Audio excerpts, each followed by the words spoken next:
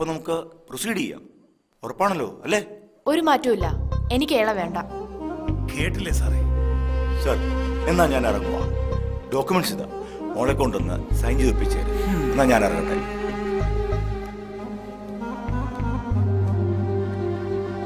Joint divorce പെറ്റീഷനിൽ ചാന്ദിനി ഒപ്പിട്ടിട്ടുണ്ടെങ്കിൽ രവി ഒപ്പിട്ടിരിക്കും. രവിവർമ്മയെന്നാണോ പേരല്ലേ? അതെ. ഓക്കെ. എന്റെ സ്വന്തം മോനെ പോലെ അവൻ. ഞാൻ എന്താണ് ചെയ്യേണ്ടത് സാർ? ഹലോ, നമ്മുടെ ചെറുക്കൻ അവിടെ ഉണ്ടോ? രവിവർമ്മയല്ലേ? ആ എല്ലാരും ഇവിടെ ഉണ്ട് സാർ. ആ കേണൽ എന്ത് പറയുന്നു? സാർ ഒന്നും പേടിക്കണ്ട. കേസ് വല്ലതും രജിസ്റ്റർ ചെയ്തിട്ടുണ്ടോ? കേസ് ഒന്നും രജിസ്റ്റർ ചെയ്തിട്ടില്ല. ഒരു ഉപേക്ഷയും വിചാരിക്കല്ലേ. ഓക്കെ സാർ, സാർ ഒന്നും പേടിക്കണ്ട, ഞാൻ ഒഴിവാക്കി വിട്ടേക്കാം. വിട്ടേക്കണേ. Okay sir. ഈ ഉപകാരം വാര് സാർ എന്നോട് നന്ദി പറയൂ. ഇതെങ്കിലും സാറിന് വേണ്ടി ചെയ്തില്ലെങ്കിൽ ശിഷ്യൻ എന്ന് പറഞ്ഞിട്ട് എന്താ അർത്ഥം? എന്റെ തിടുക്കമാണ്. ഓക്കെ സാർ, ശരി സാർ, ഒന്നുകൊണ്ടും വിഷമിക്കണ്ട സാർ. സാറിന്റെ ഒരു കാര്യം. സജി, അവരെ വിളി. സാറേ, ടെൻഷനൊന്നും വേണ്ട, ഇന്ന് തന്നെ ഒതുക്കി തീർത്തേക്കാം കേട്ടോ. ആരാ രവിവർമ്മ? അകത്തേക്ക് ചെല്ലാൻ പറഞ്ഞു.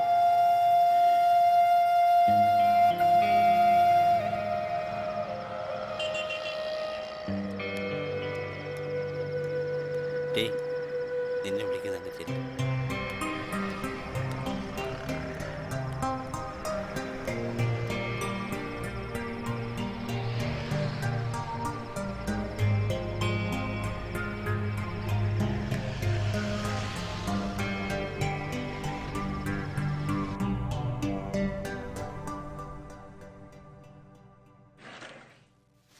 ഡോക്യുമെന്റ്സ് എല്ലാം ഇവിടെ പ്രിപ്പയർ ചെയ്തിട്ടുണ്ട്.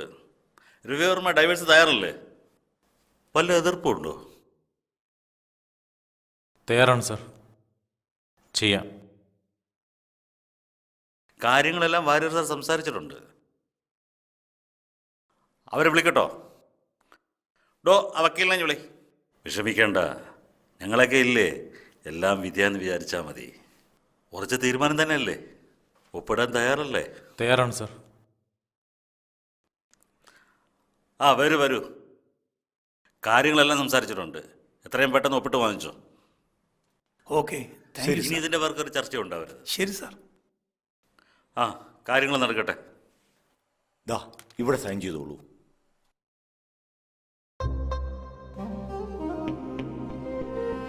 ഒപ്പിടാൻ പ്രയാസമുണ്ടോ?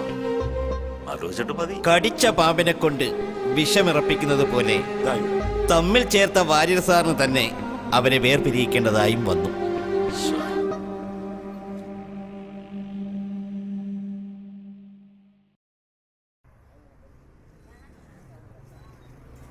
ഇന്നത്തെ പൗർണമി നാളത്തെ വിൻവിൻ, ഇന്നത്തെ പൗർണമി നാളത്തെ വിൻവിൻ. അയ്യോ ശശാങ്കണ്ണോ, എന്ത് പറ്റിയണ്ണോ? അതെ, എന്നെ കൊണ്ടുവിട്ട ആ സ്കൂട്ടറുകാരൻ പോയോന്ന് നോക്ക്.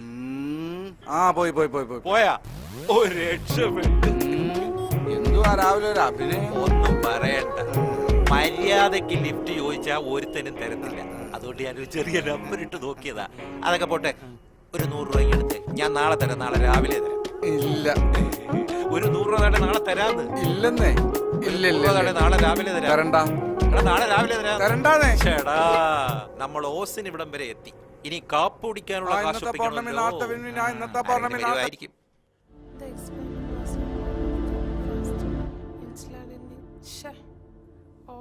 മോളെ ഇതം കുടിച്ചേ. പുതിയ സിനിമയുടെ ഷൂട്ടിങ്ങിനായി രവി എത്തുന്നുണ്ട്. പ്രധാന ലൊക്കേഷൻ നമ്മുടെ സ്പെഷ്യൽ സ്കൂളാണ്. ഈ വട്ടം എന്തായാലും ഞാൻ അവനെ കാണുന്നില്ല എന്ന് തീരുമാനിച്ചു. എന്തിനാ കാണാതിരിക്കുന്നേ? അവന്റെ ദുഃഖങ്ങൾ മാത്രമേ എനിക്ക് കാണാൻ കഴിഞ്ഞിട്ടുള്ളൂ. എനിക്ക് എന്തോ പേടി തോന്നുന്നു. നിങ്ങൾ എന്തിനാ പേടിക്കുന്നേ? അവന്റെ സ്വഭാവം നിങ്ങൾക്ക് അറിയില്ലേ? അതൊക്കെ എനിക്കറിയാം. അവനിപ്പോ സൗത്ത് ഇന്ത്യൻ സിനിമയുടെ അവിഭാജ്യ ഘടകമാണ്. രവി പാട്ട് എഴുതിയതും കഥ എഴുതിയ സിനിമകളെല്ലാം ഇന്ന് ഹിറ്റാ. രവിവർമ്മയെ അറിയാത്ത ആരാ? പക്ഷേ എന്തോ ഒരു ആലോചിക്കാൻ എന്തിരിക്കുന്നു? രവി ഇങ്ങ് വരട്ടെ. അവന് വേണ്ടുന്ന എല്ലാ സൗകര്യങ്ങളും ഞാൻ ഏർപ്പാടാക്കിയിട്ടുണ്ട്. അച്ഛാ, എന്താ ഇത്ര ആലോചിക്കാൻ? വിളിക്കച്ചാ. രവിയേട്ടൻ വന്ന് എനിക്കൊന്ന് ഷൈൻ ചെയ്യാലോ. എന്റെ ഫ്രണ്ട്സ് എല്ലാം രവിയേട്ടന്റെ ബിഗ് ഫാൻസാ. രവിയേട്ടൻ വന്ന് ഇവിടെയൊക്കെ വരുമല്ലോ അല്ലേ? ഞാൻ എന്തായാലും ഒരു കലക്ക് കലക്കാൻ പോവാ. എല്ലാരും ഒന്ന് വിളിച്ചു പറയട്ടെ. രവിയേട്ടനെ ഒന്ന് വിളിക്കണം. നമ്പർ ഒന്നും മാറിയിട്ടില്ലല്ലോ അച്ഛാ. വേണോ? അവൾ എന്റെ മോളല്ലേടി. അതാ എന്റെ പേടി. രവിയുടെ മനസ്സിലുള്ള സിനിമയുടെ കഥയ്ക്ക് വളരെ അനുയോജ്യമായിരുന്നു വാര്യർ സാറിന്റെ സ്കൂളും അവിടുത്തെ കുട്ടികളും.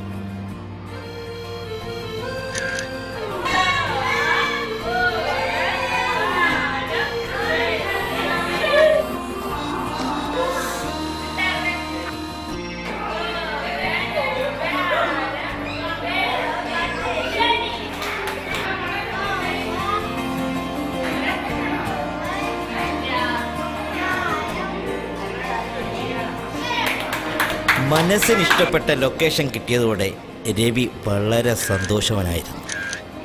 എത്രയും പെട്ടെന്ന് ഷൂട്ടിംഗ് തുടങ്ങുമെന്നോർത്ത് ഞാനും. എല്ലാം കൊള്ളാമായിരുന്നു. പക്ഷേ രവിയെ കാത്തിരുന്നത് രവിയുടെ ജീവിതത്തിലെ മറ്റൊരു വഴിത്തിരിവായിരുന്നു. ഞാൻ പറഞ്ഞു ഇങ്ങോട്ട് ഇറങ്ങി വാ.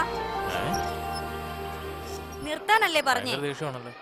ഒരുപാട് പഠിക്കാനുണ്ട് മോളെ, ഇങ്ങോട്ട് ഇറങ്ങ്. ഡി ഇറങ്ങാനല്ലേ പറഞ്ഞേ? ഇറങ്ങടി ഇങ്ങോട്ട്.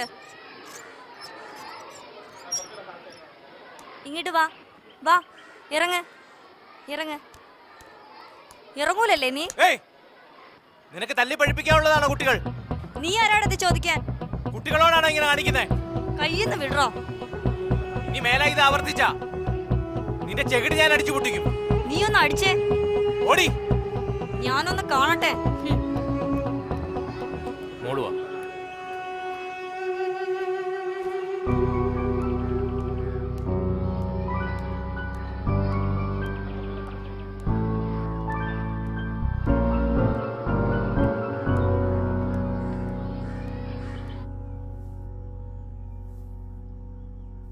എന്താടോ, എന്തു പറ്റി?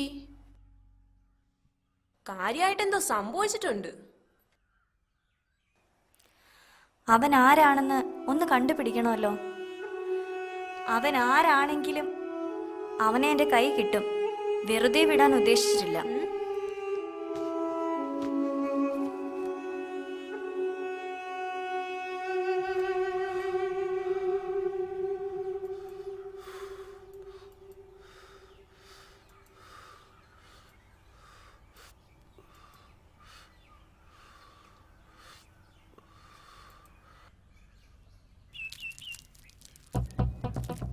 ലക്ഷ്മി, ലക്ഷ്മി,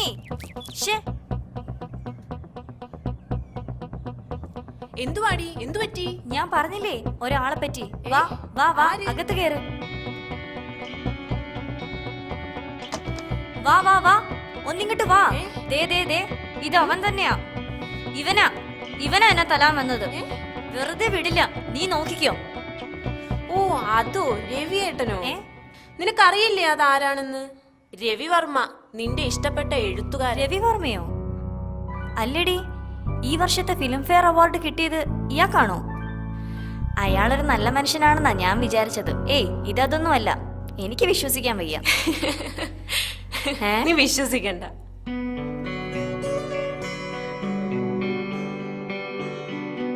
നാളെ തന്നെ ഞാൻ നിനക്ക് പരിചയപ്പെടുത്തി തരുന്നുണ്ട്. സത്യാണോ? പിന്നല്ലേ. എങ്കിൽ നാളെ ഉച്ചയ്ക്ക് തന്നെ ഇയാളെ പോയൊന്ന് കാണണം. വരുമല്ലോ അല്ലേ? നിനക്കെന്താ ഇത്ര സംശയം? ഉറപ്പാണല്ലോ? ഉറപ്പാണ്.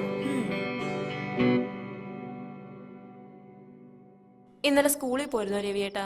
മദർ സുപ്പീരിയറും ടീച്ചേഴ്സും നല്ല കോപ്പറേറ്റീവ് ആയിരുന്നു. ഷൂട്ടിങ്ങിന് വേണ്ടിയുള്ള എല്ലാ സഹായങ്ങളും ചെയ്തു തരാമെന്ന് പറഞ്ഞു. ആരോടെങ്കിലും സ്കൂളിൽ വെച്ച് വഴക്ക് കൂടിയായിരുന്നു? ഓഹോ, ഇങ്ങനെയുള്ളവരെയാണോ സ്പെഷ്യൽ സ്കൂളിലെ അധ്യാപകരാക്കുന്നത്? അതിന് അലീന ടീച്ചറാണെന്ന് ആരാ പറഞ്ഞേ? അലീനയോ? അവള് ഒരു സ്റ്റുഡന്റ് തന്നെയാ. സ്പെഷ്യൽ കെയർ കിട്ടേണ്ട ഒരു വ്യക്തി തന്നെയാ രവിയേട്ട അവളും. അവളെ പറ്റി അറിയുമ്പോ രവിയേട്ടന്റെ ദേഷ്യം എല്ലാം മാറും. റിട്ടയർഡ് പോലീസ് ഓഫീസർ ഡിക്രൂസ് അച്ചായന്റെ പുന്നാര മോളായിരുന്നു അലീന. മകൾക്ക് വേണ്ടി ജീവിക്കുന്ന ഒരു പപ്പ, പപ്പയ്ക്ക് വേണ്ടി ജീവിക്കുന്ന ഒരു മകൾ. പപ്പയ്ക്ക് വിഷമം ഉണ്ടാക്കുന്ന കാര്യങ്ങൾ ഒന്നും അവള് ചെയ്യില്ലായിരുന്നു.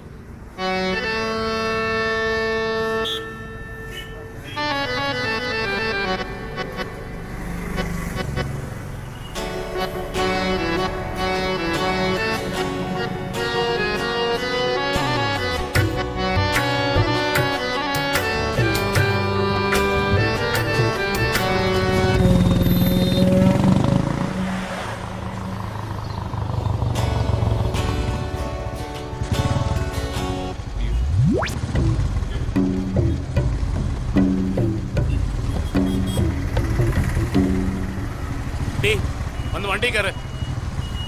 വണ്ടി കയറാൻ.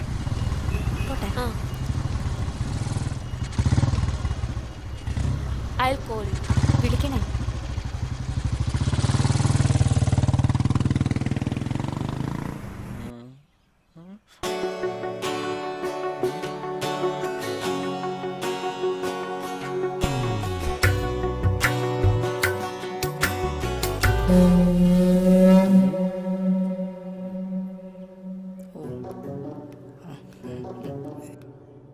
അലീനയുടെ വീടല്ലേ? ആണെങ്കിലോ? ഓ ഒന്നുമില്ല. കുഴപ്പമാണല്ലോ. ആരോടാ പപ്പ സംസാരിച്ചേ?